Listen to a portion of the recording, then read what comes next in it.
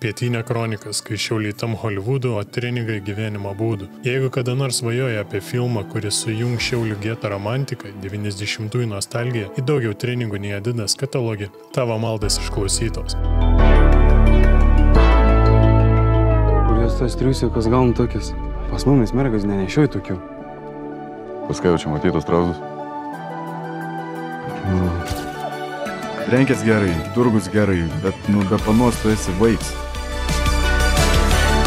Man galvoj sukos karyk šturmuota. Mamės, girdi. Ne kas ten pas ją per trauzai buvo? Tokie kaip babas užuolaidą suprašyja. Pietinė kronikas yra ne šiaip savo filmas. Tai šiaulietišks seps, kuriame kiekvienas laiptinės pacans gal atpažinti savo pirmąją meilę. Tau čia pirmas kartas? Kodėl klausi? Ta, gražinu. O gal dar turit idiotą? Dostojevskį? Man atrodo. Ką veikėt? Niek. Deginamės, biški. Jei taip trumpai paėmus, tai žiūrint patį filmą, mani pačiam sugrįžo vaikystės sentimentai į visas tos nostalgijas apie pirmas patirtis. Gerai, kol dar neužsitraukiau šiauliečių rūstybės, nustosiu su šituo akcentu. Nors pats užaugau Mažeikiuose, tai kaip ir panašiai šnekėdavom ir ta vaikystė visa panaši buvo, bet išsikraustęs į Vilnių, kaip ir visi suminkštėjau.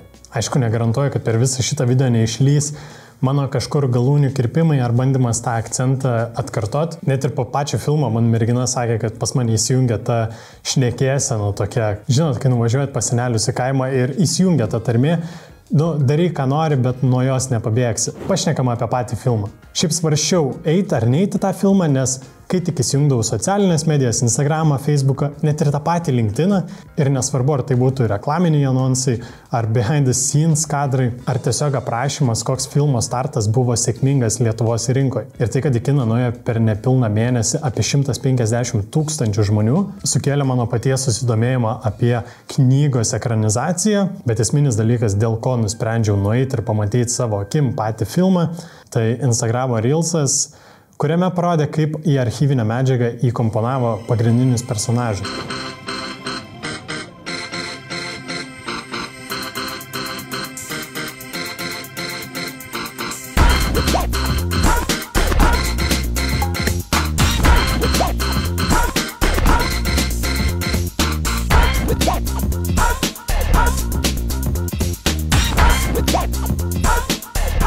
Ir man kaip filmmakeriui pasidarė labai smalsu, kaip atrodys visa tai bendroje istorijoje. Pilnos recenzijos apie Pietinę kronikas nedarysiu, bet greitai praeikime per tai, kas man patiko ir kas nepatiko. Per pirmasis minutės susipažįstame su pagrindiniu filmo veikėju, kurį vaidina Džiugas Grinys, ir su tuo aš turiu šiokią tokią problemą. Jo vaidybinė rolė buvo Šiauliuose gyvenančio to laikmečio paauglio ir nežinau kaip jūs, bet Džiugas Grinys realybėje atrodo 15 metų jaunesnis, nei jis atrodė būtent toj paauglio roliai. O žiūrint filmą, man vis pasąmoniškai reikėjo įsijungti filtrą galvoje, kad tai yra paauglys, kuris eina į mokyklą, išgyvena pirmasis meilės, daro namų darbus ir taip toliau. Ir kaip pagrindinį herojų Rimantą mama guodžia virtuvėje dėl to, kad jam išmušo dantį, priversdavo nejaukiai jaustis, nes iš esmės tu žiūri, kaip verkiantis suaugęs vyras yra guodžiamas mamos. Ir taip aš suprantu, kad visokių per anksti bręstančių paauglių būdavo ir pas mane mokykloje buvo, kai penktokas jau ateina su pilna barzda. Bet dar mokykloje plikti pradėjęs paauglys, jisai neatspindi to tokio stereotipinio mokinio. Tai čia pirmas dalykas, kuris apie filmą nepatiko, ir tada antras, ir prisiekiu paskutinis, tai veiksmas. Nežinau, kaip užaugot jūs, bet iš Pietinę kronikos aš tikėjausi daugiau. Ir daugiau turiu omeny veiksmo. Per visas tas 2 valandas, kol žiūrėjau, suskaičiavau lygiai 2 smūgius ir ten, kur užaugau, 2 smūgiai būdavo tiesiog dienos norma. Ir šiaip visas filmas yra orientuotas į pirmos meilės istoriją, su kuo viskas yra tvarkoje, bet Šiaulių pietinis rajonas būtent tuo veiksmu ir garsėja. Visokios nusikalstamos veiklos, muštynės, reketai, vagystės, haltūrų darimas, bandymas kažkokį verslą nelegalų padaryti ir panašiai. Ir visa meilės linija retkarčiais atrodydavo pernelyg ištempta. Ir net nebejoju, kad aš ne vienintelis, kuris to veiksmo pačio pasigėdo, bet iš kitos pusės, nerodysi 2 valandas muštynių ar kaip yra daromi nelegalų sandoriai. Ir dar vienas dalykas, ko pasigėdau filme, tai tos emocijos, kai tu bijai išeiti iš namų, kai atsiduri netinkamai vietoje, netinkamu laiku, prisidarai nesąmonį su ne ta hebra ir galiausiai savaitę ar net mėnesį tu nenori kelt kojas iš namų, nes tiesiog yra nesaugu. Ir Rimantas, jeigu taip šiuolaikiškai vardinant, buvo toks sigma, alfa, kur gali eiti visur drąsiai, jam nieko nereikia bijoti, jis niekada nežiūri per petį.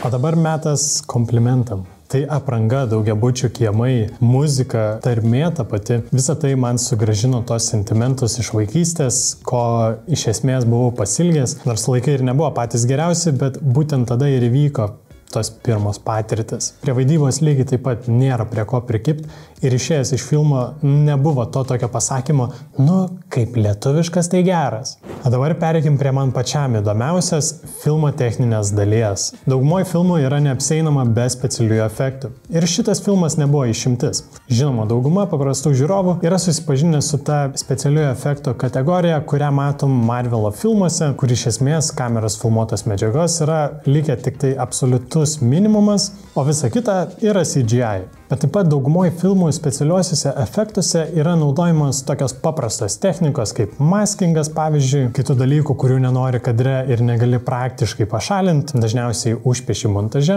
Aišku, yra labai daug specialiųjų efektų, tai šitam video gal ir neišsiplėsiu apie juos, bet noriu pakalbėti apie vieną man labiausiai patikusi filmo efektą, tai kaip pagrindiniai personažai atsiduria archyvinės medžiagos kadruose. Ir tai nėra kažkokia inovacija ar naujiena kine, bet smagiausia yra kitos efektus pritaiko prasmingai. Tam, kad mūsų herojai atsidurtų archyvinėje medžiagoje, kurią turbūt dauguma esame jau matę, nebuvo ypatingai sunku išgauti, nes viskas, ko reikėjo, tai yra green screenas ir atitinkamai apšviesta scena.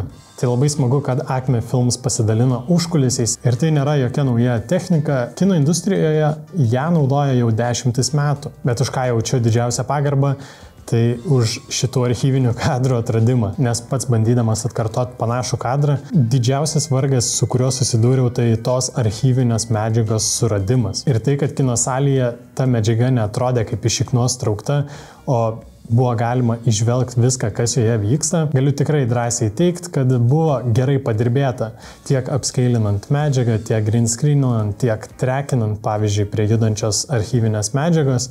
Ir bendroje filmo istorijoje tikrai jauteisi, kad buvai nusikėlęs į tą laikmetį. Apibendrinant, Pietinė kronikas yra vertas jūsų pinigų ir laiko filmas. Todėl jeigu dar nematei, tikrai raginu užeiti ir pamatyti ir nelaukti, kol po 2 metų per teliką parodys, nes būtent dėl žiūrovų skaičiaus lietuviškas kinas gali augti ir tobulėti. Ir tam, kad po filmo nebesakytumėm, kaip lietuviškas tai geras, manau visiems reikėtų prisidėti prie kūrybos skatinimo. Tad jeigu patiko video, paspauskit laiką, jeigu turit kažkokių pasiūlymų, būtinai palikit komentarą apačioje ir prenumeruokit kanalą. O aš tada sakau, iki kitų kartų.